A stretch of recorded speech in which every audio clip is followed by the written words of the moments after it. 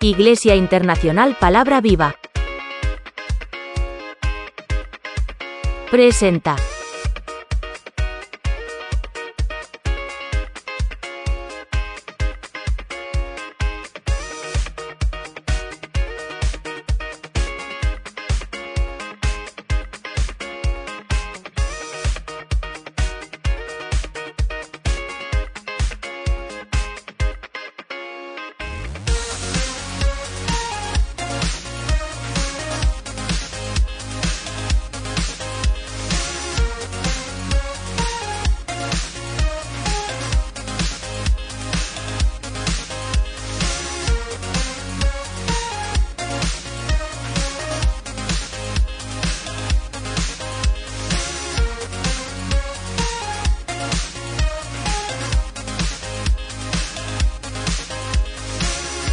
Dios les bendiga. Bienvenido, hermano y hermana, al programa A Través de la Biblia. Y son historias que vamos a contar sobre el libro de Génesis, el libro de Éxodo, etcétera, etcétera. Y con la voluntad de Cristo vamos a hablar del primer libro de Génesis, con la voluntad de Dios, que nos cuenta la Biblia a través del libro de Génesis. Y el tema de este libro está bien descrito por su título, Génesis, que significa principio. Porque la historia del principio de todas las cosas, el principio del cielo y de la tierra y de toda la vida, y de todas las instituciones y relaciones humanas, se han llamado el semillero de la Biblia. Debido a que los gemenes de todas las grandes doctrinas al respeto hacia Dios, al hombre, al pecado y a la salvación, ahí Génesis, y encontramos eso, todo esto que he dicho, el hombre, el pecado y la salvación se encuentra ahí en el libro de Génesis, en el principio. Y el primer versículo surge el propósito del libro. En el principio creó Dios los cielos y la tierra. Los israelitas, a quien se dirigió en primer lugar el mensaje del libro, aprendería que el Dios de Palestina era también el Dios de todos los pueblos, y que el Dios en una nación de Israel era también el Dios de todas las naciones, no de una nación sola. Como era el Dios y creador de toda la tierra, debería finalmente llegar a ser el redactor de toda la tierra. Y este libro de Génesis describe cómo la redención llegó a ser necesaria porque el hombre había pecado, caído en tinieblas, y cómo hizo Dios los preparativos para escoger una nación para que llevara la luz de la verdad y la luz divina a las demás naciones. Aleluya.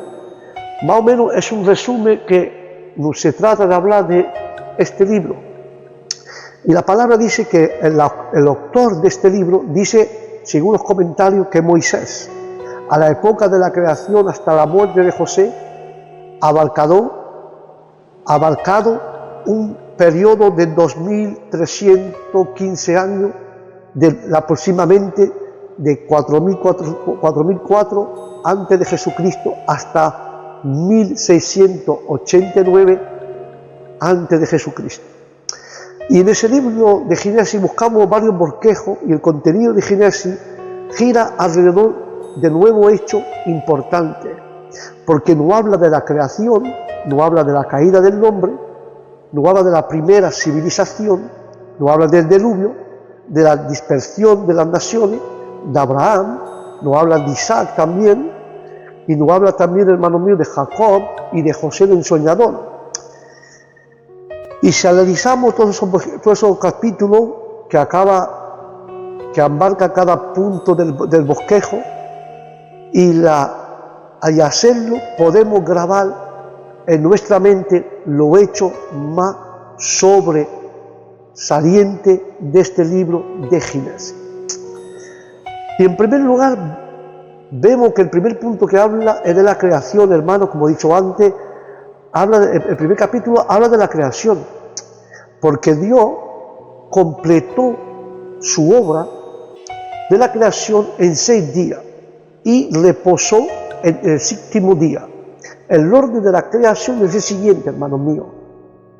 Primeramente la preparación y la separación. La primera cosa que ha hecho Dios, la preparación y la separación. Primer día la luz, segundo día el aire y el agua, tercer día tierra y plantas. Y después, el segundo punto, ha hecho la terminación y la expansión. El cuarto día, luces y cuerpos celestiales. Quinto día, pájaros y peces. Y sexto día, animales y hombres. Aleluya. Ha hecho una preparación y separación y terminación y expansión. Esas son las dos cosas que ha hecho nuestro Dios, y el libro de Génesis lo resume y lo habla y nos lo explica. Amén. Y dice la palabra, en el 7º día Dios creó, el 7º día Dios cesó de trabajar, se paró de trabajar, poniendo al hombre un ejemplo de trabajar en 6 días y descansar el 7º día. Después después de crear al hombre, la obra maestra de la creación, Dios declaró, hermanos míos, todo que era muy bueno. El segundo capítulo de Génesis nos enseña cómo preparó el primer hogar del hombre y llevó a cabo la primera ceremonia nupcial y colocó 2 árboles en el jardín que enseñaban las lecciones siguientes. Si Adán y su esposa escogían el bien y rechazaban el mal, siempre comería del árbol de la vida, de otra manera morirá si no lo hace. Aleluya. Después de crear el hombre, la obra maestra de la creación, hermanos míos, yo había declarado que todo era bueno. Y cuando entramos en el capítulo 2, como he dicho antes, Dios aprobaba a Adán y Eva si escogía el bien y rechazaba el mal, y si cogía el bien, podía comer del árbol de la vida a cada instante. Pero si fuera cogido y elegido el mal, pues nunca, de otra manera, morirá. No podía comer del árbol, morirá espiritualmente y físicamente. Y en el capítulo 2 de ese que estoy hablando, encontramos una repetición del relato de la creación. Sin embargo, a comparar los 2 capítulos, veremos que el capítulo 1 presenta un relato general del acontecimiento, mientras el capítulo 2 presenta el mismo relato con adición y detalle y dando énfasis a cierta porción de la historia. Esta película, de aquí vemos que la historia, que como esa película, que empieza mal y acaba bien, como los filmes, como el cine. Pero el Espíritu Santo, Él da 2 relatos de un suceso que se llama la ley de repetición y aparece a través de toda la Biblia. Aleluya. ¿Y qué dice el capítulo 2 acerca de la creación? Y el capítulo 1 omite. ¿Qué quiere decir? Que el hombre fue creado a la imagen de Dios. ¿Qué quiere decir esto, hermano? Que el hombre fue creado a la imagen de Dios. Porque Efesios 4:24 dice, ustedes deben cambiar completamente su manera de pensar, ser honesto, santo de verdad, como corresponde a la persona que Dios ha vuelto a crear para ser como Él. En 2 palabras, ponerse el ropaje de la nueva naturaleza creada a la imagen de Dios en verdadera justicia y santidad. Tenemos que cambiar nuestras formas de ser, nuestras formas de pensar, nuestras formas de caminar y ser honesto, leal y santo de verdad, como correspondemos a la imagen de Dios, y tenemos que corresponder a la persona que Dios ha vuelto a crear para ser como Él. Y es por eso que el apóstol Pablo, hermano mío, encarga a los efesios, en el nombre y por la autoridad en el nombre del Señor Jesús, habiendo profesado el Evangelio, no debe ser como los gentiles inconversos, que andaban en la vanidad de su mente y los afectos carnales. No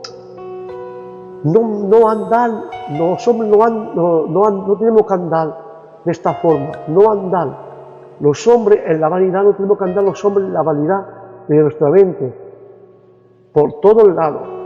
No debemos entonces enfatizar la distinción entre los cristianos reales y los nominales. Ellos estaban desprovistos de todo conocimiento salvador. Estaba en tiniebla y la amaba más que a la luz.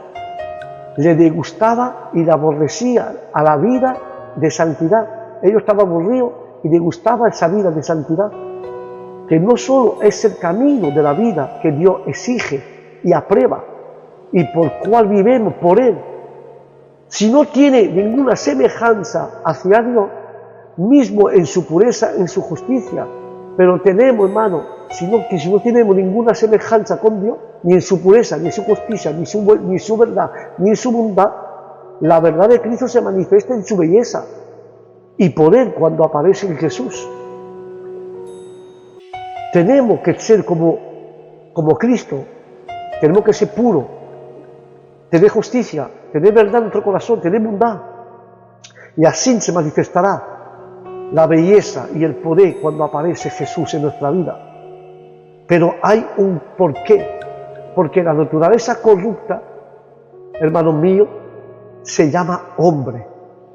Como el cuerpo humano tiene diversas partes que se apoyan y se fortalecen entre sí, los deseos pecaminosos son concupiscencia engañosa que promete felicidad a los hombres, pero los vuelve más miserables que lo que son. Y los lleva a la destrucción. Si no se somete si no se somete y se mortificará, por tanto debe quedarse y quitarse como ropaje, hermanos míos, como ropaje vieja. La vieja naturaleza tiene que quitarse porque es vieja, es sucia y debe de ser sometida y mortificada. Pero no basta con acercarse, porque los principios corruptos debemos tener principios también de gracia. Por el hombre nuevo significa la nueva naturaleza, la nueva criatura dirigida por un principio nuevo de la gracia generadora de capacidad al hombre para llevar una vida nueva de justicia de Dios. Y la santidad de esto, hermanos míos, esto es creado o producido por el poder omnipotente de nuestro Señor Jesús. Pero el libro de Colosenses también 3:10 habla de eso. Dice, se ha puesto él de nueva naturaleza, que se ha renovado en conocimiento a la imagen de su Creador. Tenemos que ponernos la nueva naturaleza y ser renovado de nuestro conocimiento y ser a la imagen de su Creador. Y tenemos que vivir de una manera diferente a lo otro, porque tenemos Cristo en nuestro corazón, como dijo Pablo, no vivo yo, sino que vive Cristo en mí. Y esto, hermano, es nuestro deber de mortificar nuestro miembro, que se inclina a las cosas de este mundo. Tenemos que mortificarlo, tenemos que matarlo, suprimirlo, tenemos que quitarlo, porque es una cosa que nos va a hacer daño, como un gusano que se desparrama y destruye todo a su alrededor. Porque si dejamos esto y no mortificamos nuestra carne, nuestra vieja naturaleza, va a ser como un gusano y nos va a destruir por dentro. Debemos, hermano, de oponernos continuamente en todas las obras corruptas, sin hacer provisión para los placeres carnales. Debemos de evitar las ocasiones de pecar, la concupiscencia de la carne y el amor al mundo y la codicia es idolatría. El amor del bien actúa y los placeres externos. Es necesario de mortificar los pecados, hermanos míos. Es necesario de morir y resucitar de nuevo con la nueva criatura, porque los pecados, tenemos que mortificar los pecados, porque si no los matamos, ellos nos matarán a nosotros. porque el Evangelio cambia las facultades superiores y inferiores del alma y sostiene las reglas de la recta razón y de la conciencia por sobre el apetito y la pasión. Y ahora no hay, hermano, no hay diferencia de naciones, de condiciones o de circunstancias de vida. Es deber de cada uno de ser santo, porque Cristo es el todo de cristiano. Como Cristo es santo, tenemos que ser santos, y es un deber de todo el cristiano. El cristiano, su único Señor y Salvador de toda su esperanza y felicidad es Jesucristo. Aleluya. ¿Y a quién se refiere la forma plural en la expresión hagamos al hombre? Hagamos al hombre, hermano mío. Hagamos al hombre, porque Job 35:10 dice, pero nadie pregunta por Dios. Mira, lo voy a poner más claro para que tú lo entiendas. Job 35:10 dice, pero nadie dice, ¿dónde está Dios? Mi hacedor, que me infunde fuerza por las noches. En otra palabra, pero nadie pregunta por Dios, que por las noches nos da fuerza. Nadie pregunta por el Creador. Job se quejó de que Dios no consideraba los gritos de los oprimidos contra sus opresores. No sabía cómo reconciliar esto con la justicia de Dios y su gobierno. Eliú resuelve la dificultad de los hombres que no avisa ni agradece las misericordias que disfruta en su aflicción bajo de ella. Por lo tanto, hermanos míos, por lo tanto, dice la palabra, que por lo tanto, no puede esperar que Dios los libre de la aflicción. Él da canciones en las noches cuando nuestro estado es triste y que tiene melancolía. Hay en la providencia y en promesa de Dios lo que basta para sostenernos y capacitarnos hasta para regocijarnos en la tribulación. Pero dice la palabra que cuando solamente nos concentramos en nuestras aflicciones y descuidamos de las consolaciones de Dios preparadas para nosotros, es justo que Dios rechace nuestras oraciones, ni siquiera las cosas que matan al cuerpo. Puede herir el alma. Si aclamamos a Dios pidiendo que quite una aflicción, y esta no se quitará, porque la razón es que no estamos suficientemente humillados, y no que de la mano del Señor, y no que la mano del Señor se haya acortado, no, que sus oídos sean duros tampoco. Dios escucha, pero es así, hermano, esa es la razón, no estamos suficientemente humillados. Aleluya. Y por eso que el libro de Colosenses, hermanos míos, 1:16 dice, porque por medio de Él fueron creadas todas las cosas, en el cielo y en la tierra, visible e invisible, sean tronos de poderes, principados, autoridades, todo ha sido creado por medio de Él y para Él.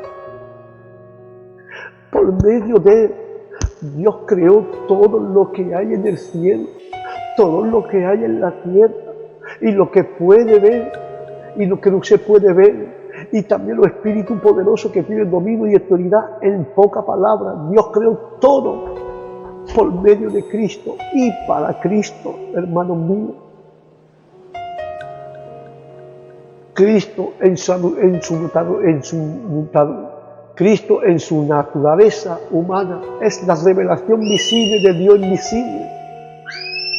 El que le ha visto al Padre. Adoraremos estos misterios con la fe humilde y contemplamos la gloria de Jehová. En Cristo Jesús nació y fue engendrado antes de toda la creación, antes que fuera hecha la primera criatura. Este es el modo de la Escritura que representa la eternidad y por la cual la eternidad de Dios no es representada siendo todas las cosas creadas por Él, no, todas las cosas creadas por Él fueron creadas para Él, siendo hechos por su poder, fueron hechos conforme a su bendito placido. y para alabanza de su gloria. No solo la creó toda al principio por la palabra de su poder y la sustentará. Cristo como mediador es la cabeza del cuerpo de la iglesia. La iglesia es su cuerpo, Él es la cabeza, toda plenitud habita en Él, la plenitud y el mérito y justicia de fuerza y gracia para nosotros. Dios mostró su justicia al requerir plena satisfacción, de este modo al redimir a la humildad por la muerte de Jesús, fue el más apto. Y aquí se presenta ante nuestra visión el método de ser reconciliado. Pese al odio hacia el pecado por parte de Dios, pulgó a Dios. Reconciliar consigo al hombre caído. Si estamos convencidos en nuestra mente de que éramos enemigos por las malas obras, y ahora estamos reconciliados a Dios por el sacrificio y muerte de nuestro Señor Jesús.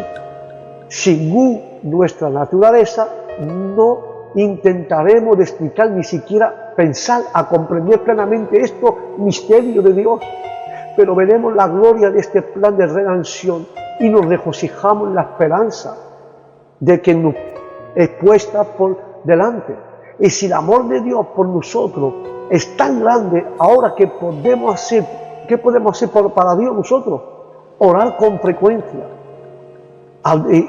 y dar en abundancia en los deberes santos, y no vivir más para sí mismo, sino vivir para Cristo, el que murió por nosotros. ¿Pero para qué? ¿Para qué, Juan, todo esto? ¿Para qué? Que sigamos viviendo. Dios no quiere que sigamos viviendo en el pecado, no, sino para que muramos al pecado y vivemos, entonces, no para nosotros, sino para Él. Nosotros tenemos que morir en el pecado y tenemos que vivir solamente para Él, porque todo fue creado para Jesús.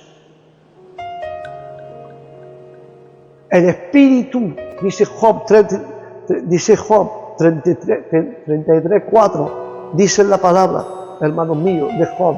Mira lo que dice. Job 33:4. El Espíritu de Dios me ha creado y me funde vida, y a Él habito desde Todopoderoso. Aleluya. ¿Te das cuenta lo que ha dicho aquí?